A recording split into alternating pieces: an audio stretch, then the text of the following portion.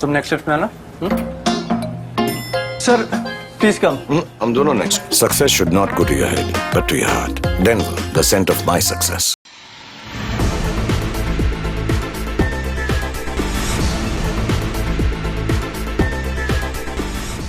नमस्कार, मैं वैष्णवी, आप देख रहे हैं प्लस न्यूज। आइए नजर डालते हैं आज की हेडलाइंस पर।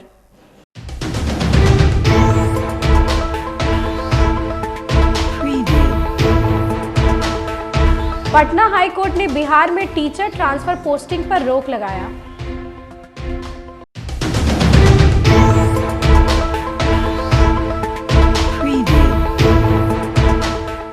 राजगीर में महिला एशियन चैंपियंस ट्रॉफी का सफल आयोजन किया गया।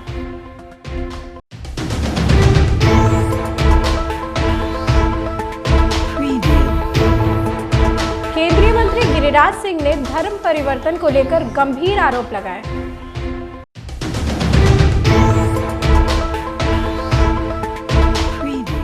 अब खबरें विस्तार से। बिहार में सरकारी शिक्षकों की ट्रांसफर पोस्टिंग अटक गई है। पटना हाईकोर्ट ने ट्रांसफर पोस्टिंग पर रोक लगा दिया है।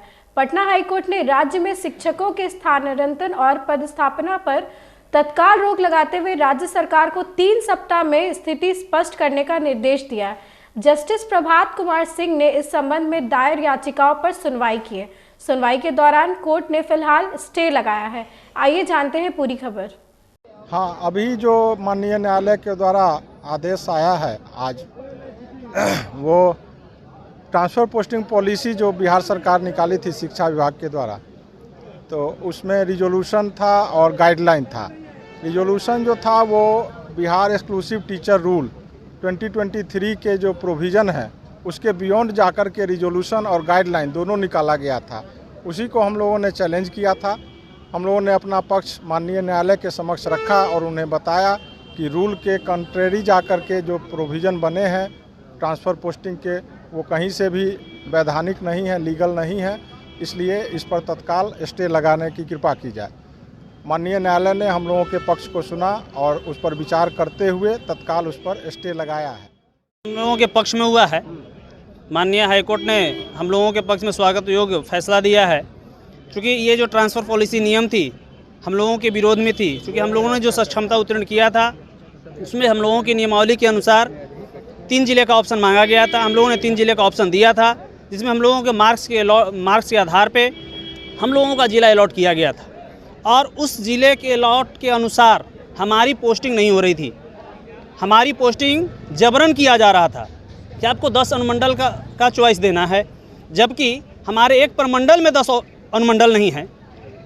तो फिर तो आप हमको जबरन भेज रहे हैं दूसरे प्रमंडल में। तो इसी के विरोध में हम लोग हाईकोर्ट में अपनी याचिका दायर किए थे, जिसमें माननीय हाईकोर्ट ने हम लोगों के पक्ष में सुनवाई की है और आगे भी सुनवाई होगी।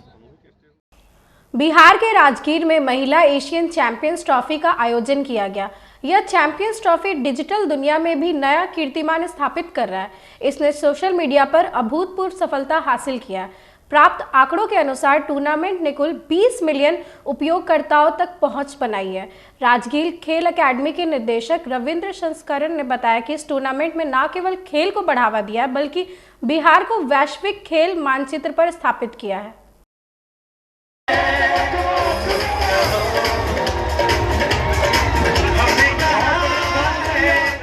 केंद्रीय मंत्री गिरिराज सिंह ने एक बार फिर से अपने बयान से राजनीतिक और धार्मिक विवाद छेड़ दिया। झारखंड में चुनावी बयानबाजी के दौरान उन्होंने कांग्रेस और हेमंत सोरेन सरकार पर तीखा हमला बोला।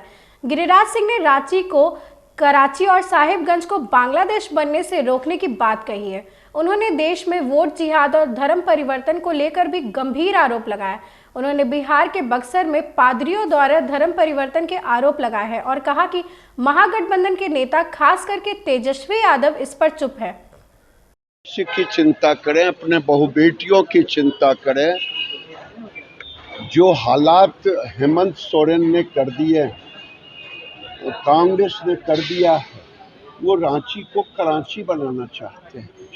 वो दुमका, देवघर, सारे जिले को, साहेबगंज को बांग्लादेश बनाना चाहते हैं। अब समय आ गया है कि रांची को कराची नहीं होने दें और दुमका को, साहेबगंज को बांग्लादेश नहीं बनने दें। इसीलिए एक रहोगे तो सेफ रहोगे, बटोगे तो कटोगे। ये लोग हमें बांटने को कांग्रेस तैयार है, इसलिए हमें बचना चाहिए। अब वोट देने के समय कल अपने बच्चों के भविष्य, अपनी बहु बेटियों की इज्जत के लिए हमें सतर्क रहना। वोट जिहाद भी एक बड़ा मुद्दा है, वोट जिहाद को लेकर के भी आवाज उठ रही है। ये वोट जिहाद कौन किया? ये वोट जिहाद अखिलेश यादव के पार्टी के नेत्री ने वोट जिहाद का नारा दिया। आज कांग्रेस की ओर से, आज मौलवी की ओर से वोट जिहाद के नारे तो दिए जा रहे हैं। तो मैं, भारत के धर्मगुरु भी अब आवाज दे रहे हैं, उनकी बातों को भी सुनना चाहिए। और देश के अंदर अब समय आ गया है कि सबको एक रहना। मल्लिकार्जुन खड़गे हैं, वो कह रहे हैं बीजेपी आरएसएस को जहरीला सांप है और ऐसे जहरीले सांप को मार देना चाहिए। मैं खड़गे जी से कहूँगा कि खड़गे जी, भले ही आप कठपुतली हों, लेकिन एक राष्ट्रीय पार्टी के अध्यक्ष हैं। आपने जिस भाषा का प्रयोग किया है वो भाषा आपके लिए शोभनीय नहीं है। जहर तो आप बोल रहे हैं। आज़ादी के बाद से आपने तुष्टीकरण किया, आपने भारत को लूटा, आपने भारत में हिंदू मुसलमान किया, आपने भारत में आज देख लीजिए क्या है। बक्सर में ईसाइयों ने, पादरियों ने गरीब हिंदुओं की मांगें धो दी। इस पर तेजस्वी यादव की जुबान नहीं खुलती, न कांग्रेसियों की जुबान खुलती।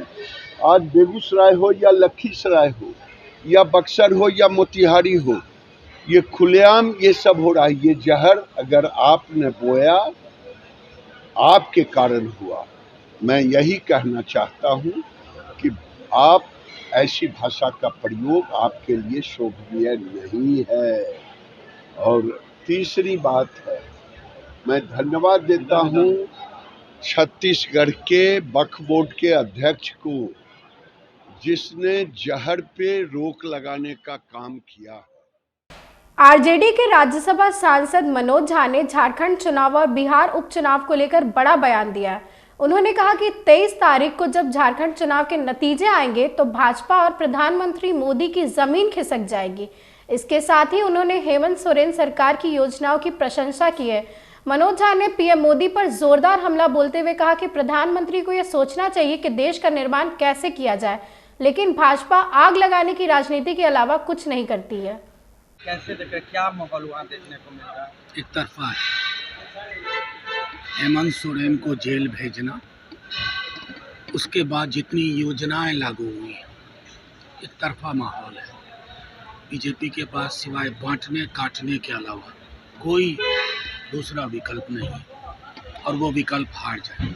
समाजवादी पार्टी के प्रदेश अध्यक्ष हैं, उन्होंने चीफ इलेक्टोरल ऑफिसर को लिखा है लेटर, खास करके जो महिलाएं वोटिंग करने के लिए आती हैं, मुस्लिम महिलाएं, उनकी पुलिस ऑफिसर जो है गुस्सा उठा करके चेहरे देखते हैं, जिस वजह से वो डर जाती हैं और हमारे वोटिंग परसेंटेज कम हो जाते हैं। देखिए, पूरे देश में ये माहौल चल रहा है। प्रधानमंत्री जी को तय करना होगा कि किस प्रकार के देश का निर्माण कर रहे हैं।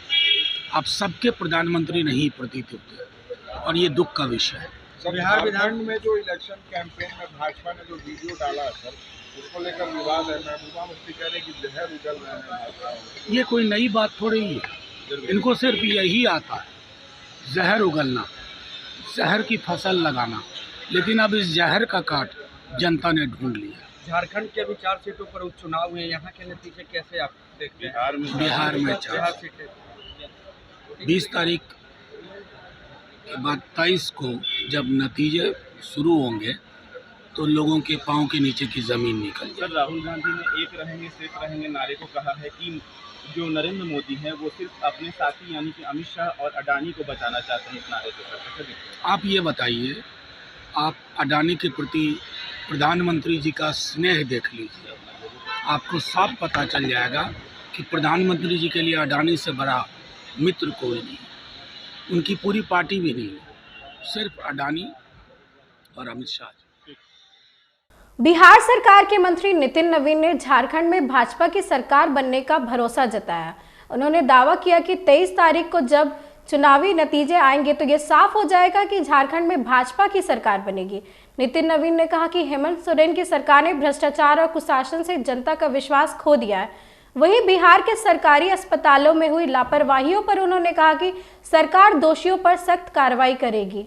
झारखंड में जिस प्रकार से हेमंत के भ्रष्टाचार से झारखंड वासी सब परेशान हैं, हेमंत सरकार की जो अराजकता रही, डेवलपमेंट को ख़त्म कर केवल भ्रष्टाचार को बढ़ाने का काम जो हेमंत सरकार ने किया, युवाओं को जो प्रकार से ठगने का काम किया, महिलाओं को जिस अंतिम समय में जो घोषणाएं उनके 5 साल पहले की थी अंतिम 3-4 महीने में लोक विभाग में मैसेज देने का प्रयास किया, ये सारे मुद्दे ऐसे थे कि जिस पर पूरी तरह से हम कह सकते हैं कि झारखंड की जनता ने अपना मत दिया और अब हेमंत सरकार जा रही है, उसकी उल्टी गिनती का काउंटडाउन कल से शुरू हो जाएगा।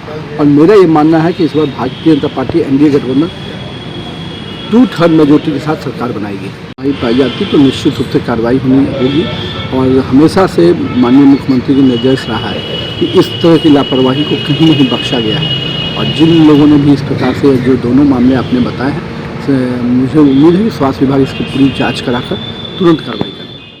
पटना में देश की पूर्व प्रधानमंत्री स्वर्गीय इंदिरा गांधी की 107वीं जयंती के अवसर पर कांग्रेस द्वारा एक विशेष कार्यक्रम का आयोजन किया गया। इस दौरान कांग्रेस के राष्ट्रीय सचिव शहनवाज आलम ने कहा कि इंदिरा गांधी का इस देश की आज़ादी दिलाने में अहम योगदान रहा है। उन्होंने मौजूदा केंद्र सरकार पर निशाना साधते हुए कहा कि आज का शासनकाल लोकतांत्रिक नहीं बल्कि हिटलर शाही का उदाहरण है। प्रधानमंत्री मोदी का कार्यकाल जन विरोधी नीतियों और विभाजनकारी राजनीति का प्रतीक बन चुका है। जब तक सूरज चांद रहेगा, जब तक सूरज चांद रहेगा। एक मिनट, इनको यहाँ तक कि अपनी शहादत भी दी।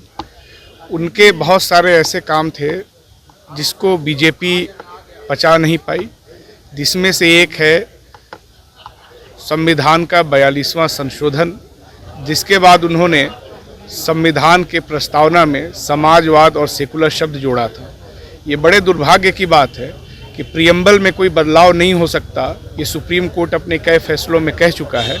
बावजूद उसके सेकुलर और समाजवाद शब्द को संविधान से निकालने के लिए भारतीय जनता पार्टी के सांसद राज्यसभा में प्राइवेट मेंबर बिल लाते हैं। भारतीय जनता पार्टी से जुड़े हुए नेता इन दोनों शब्दों को संविधान से हटाने के लिए सुप्रीम कोर्ट में याचिका डालते हैं, जो बताता है कि इंदिरा गांधी जी के इस कदम को, जिसने पूरे देश की एकता और अखंडता को मजबूत किया, उसको बीजेपी पचा नहीं पाई और देश को तोड़ने के लिए इन दोनों शब्दों को निकालने की वो कोशिश कर रही है। इंदिरा गांधी जी ने जो शहादत दी, उन मूल्यों को लेकर के देश की एकता और अखंडता को मजबूत करने के लिए ही हमारे नेता राहुल गांधी जी ने 2 बार इस देश की पदयात्रा की और ये संकल्प दोहराया है कि इंदिरा गांधी जी ने जो भी देश की एकता अखंडता के लिए किया है, उसको बचाने के लिए कांग्रेस पार्टी पूरी लड़ाई लड़ती रहेगी। इसमें स्वतंत्रता आंदोलन से लेकर देश के निर्माण में उनकी महती भूमिका रही और आज प्रधानमंत्री जी 56 इंच सीना का बात करते हैं, लेकिन इंदिरा गांधी देश में ऐसी प्रधानमंत्री बनी जिन्होंने पाकिस्तान के 1 लाख सैनिकों को आत्मसमर्पण कराया। इधर तो केवल बातें होती हैं, लेकिन उन्होंने करके दिखाया और पाकिस्तान का भूगोल बदलने का काम किया। देश में आज जितनी बड़ी बड़ी संस्थाएं हैं, वो सब में उनका योगदान है और बैंक नेशनलाइजेशन का काम उन्होंने किया। तो उस मामले में अद्वितीय व्यक्तित्व उनका था और हम सभी उनको आज याद करते हैं कि उनके जैसा नेतृत्व फिर से भारत को मिले। भाजपा प्रवक्ता प्रभाकर मिश्रा ने लालू यादव पर पलटवार किया। उन्होंने कहा कि जिसने पूरी राजनीतिक जीवन में समाज को तोड़ने का काम किया, वह कभी भी सलाहकर्मियों को एक नहीं देखना चाहेगा। उन्होंने आरोप लगाया कि लालू प्रसाद ने अपने राजनीतिक स्वार्थ के लिए समाज में नफरत फैलाया। लालू प्रसाद ने समाज को तोड़कर राजनीतिक लाभ उठाया। आइए जानते हैं उन्होंने और क्या कुछ कहा। जिसने पूरे राजनीतिक जीवन में समाज को सिर्फ तोड़ने का काम किया, तुष्टीकरण के लिए हिंदुओं को अपमानित किया, वह लालू प्रसाद जी कभी भी सनातनियों को एक नहीं देखना चाहेंगे। लालू प्रसाद अपने राजनीतिक स्वार्थ के लिए समाज में जाति के नाम पर नफरत फैलाया, समाज को तोड़कर राजनीतिक लाभ उठाया। ये जाति के नाम पर हिंदुओं को बांटकर कमजोर करना चाहते हैं ताकि एक धर्म विशेष के लोग और लालू प्रसाद जैसे नेता सनातनियों पर अत्याचार कर सके, सनातनियों को अपमानित कर सके। लेकिन लालू प्रसाद कान खोलकर सुन ले, अब उनकी कुटिल चाल नहीं चलेगी। पूरा सनातन परिवार जागृत हो गया है और एक है, क्योंकि सनातनियों में ये चेतना आ गई है कि हम एक रहेंगे तभी सेफ रहेंगे। सनातनियों की एकता का सकारात्मक परिणाम चुनाव में दिखेगा और चारों सीटों पर एनडीए की विजय होगी। एनडीए का सुपड़ा साफ होना तय है। मोतिहारी जिले के चर्चित सीएसपी संचालक राहुल हत्याकांड में पुलिस ने सफल उद्भेदन कर लिया। पुलिस ने हत्याकांड के मुख्य साजिशकर्ता परमिंदर को गिरफ्तार कर लिया। वहीं घटना में शामिल 2 अन्य अपराधियों जयप्रकाश और बंटी की गिरफ्तारी के लिए पुलिस छापेमारी कर रही है। एसपी स्वर्ण प्रभात ने कहा कि जल्दी उनकी भी गिरफ्तारी की जाएगी। सीएसपी संचालक हत्याकांड का मुख्य साजिशकर्ता पकड़ा गया। हरसिद्धि थाना अंतर्गत हुए सीएसपी संचालक हत्याकांड में एसआईटी को एक महत्वपूर्ण उपलब्धि हाथ लगी है। और इसमें हत्याकांड का जो मुख्य साजिशकर्ता था तुरकौलिया थाने का रहने वाला परमिंदर कुमार, उसको एसआईटी ने गिरफ्तार किया है। और घटना की जो पूरी जो प्लानिंग थी इसके द्वारा की गई थी। और इसी मामले में जो शार्प शूटर है उसको भी पुलिस ने 2 दिन पहले जो है निरुद्ध किया था। और इसमें फरार चल रहे जो 2 अन्य अपराधी हैं उनकी गिरफ्तारी के लिए भी जो है लगातार छापेमारी चल रही है। तो ये जो परविंदर साजिश करता था, सर बाइक चोर गिरोह का सरगना भी बताया जा रहा है। सर बाइक चोर गिरोह का भी सरगना बताया जा रहा है। तुरकौलिया थाना अंतर्गत कल 3 चोरी की बाइक पकड़ी गई थी और इसमें से एक महिला अभियुक्त थी, उसको पुलिस ने गिरफ्तार कर जेल भेजा है। वार्ड नंबर थाना नीलम कौन है? आज की खबरों में बस इतना ही। आगे की खबरों के लिए देखते रहे प्लस न्यूज। मुझे दीजिए इजाजत। नमस्कार।